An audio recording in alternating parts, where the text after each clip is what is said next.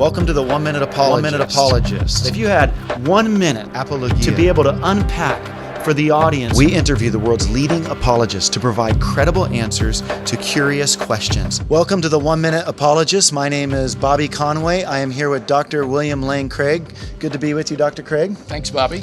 I know this much hyped up trip that you've been on in the UK, going around debating and touring the area. Tell us a little bit about it. Well, it was a fabulous 10 days, Bobby. Many of these events, like the debates with Peter Milliken in the Great Hall at Birmingham University, or the debate with Stephen Law at Central Hall, Westminster in London, or the event at the Sheldonian Theatre, the so-called empty chair debate reserved for Richard Dawkins. Didn't show up, huh? He didn't come. But these were honestly experiences of a lifetime, highlights of our ministry we'll never forget. And they all were squeezed into this 10-day period of time. It was an adventure to be on this trip. What do you think the highlights were of the trip for you? Well, for example, this evening at the Sheldonian Theatre was really remarkable. This is a theater that was designed by Christopher Wren in Oxford. It is absolutely gorgeous, and it's a theater in the round with high galleries reaching up to the third floor. And we were down on the main level. There was an empty table for Dawkins next to me. And then when he didn't show up, they brought in 3 Oxford University panelists to respond to my talk on the God delusion. And as I said, I almost wish Dawkins had shown up, because now it's 3 against 1 instead of 1 against 1. But we had a great evening, and I think it so enhanced the credibility of Christianity in the eyes of people to see a Christian thinker being taken seriously by Oxford philosophers and interacting with respect and civility on these important questions of God's existence.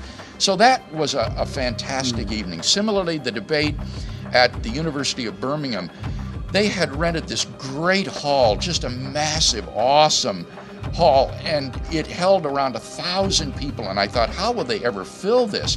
But as the debate approached and we sat on the stage, people were just streaming in, streaming down the central aisle, filling this auditorium until the whole thing was filled. And then Peter Milliken from Oxford University and I had a very substantive debate on the issues, and again, just to see a Christian taken seriously by an Oxford don, prominent philosopher, treated with respect as a peer and an equal, I think just spoke volumes to both the Christians and the non-Christians in the audience. So that was certainly a highlight as well. One of the other highlights I've got to tell you about was the debate that took place at the Cambridge Union in Cambridge University.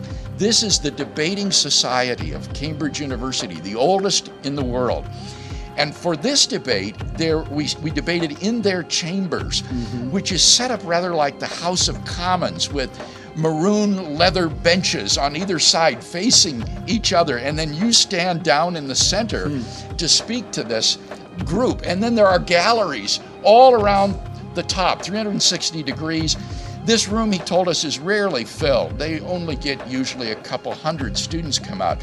Not only was the whole auditorium and the galleries filled, they had 2 overflow rooms filled with students, and even piped into the student bar on closed-circuit television. Some 750 students watched this debate, and it was a parliamentary-style debate, so that what happened was it was 2-on-2 on each side, and Peter Williams was my partner. He gave our opening speech. Then there was an opening speech from Andrew Copson from the British Humanist Society, and then it was thrown open to the floor.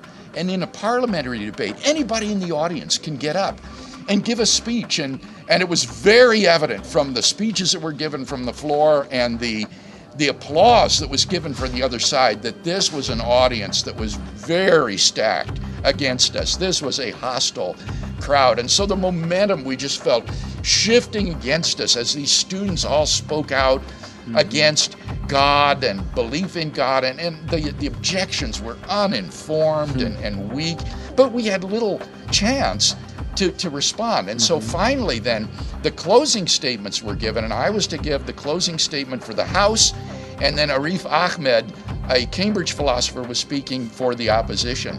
And so in my closing speech, it was so exciting. I think this was the most fun as a public speaker I've ever had in my life. I just strode around the central well of this auditorium, walking right up to the opposition and speaking to them close, face to face, and then talking to the students, trying to explain to them the errors that the other side had made, why belief in God is not a delusion. And after the debate is over, the students would exit through 3 doorways, one voting with the House, one voting with the opposition, and one abstaining, so that by which door you exited, you registered your vote. And so then I closed with a final appeal to students to go with the House and to vote aye on the resolution, because to vote otherwise is to say that all of their believing friends are all deluded and irrational, and surely they're not that judgmental. Well, as it turned out, they then took a vote, and in the student bar afterwards, they announced the vote, and this girl came in ringing a bell loudly, and she said, "Hear ye, hear ye, and we have a house divided." And she announced the vote, and our side won by 14 votes over the opposition. So it was just a magical evening. I've never experienced anything like it in my life. Well done, Dr. Craig. Thanks for going out and sharing and giving a great defense for the Christian faith. We appreciate you. It's a tremendous privilege and a great joy, Bobby.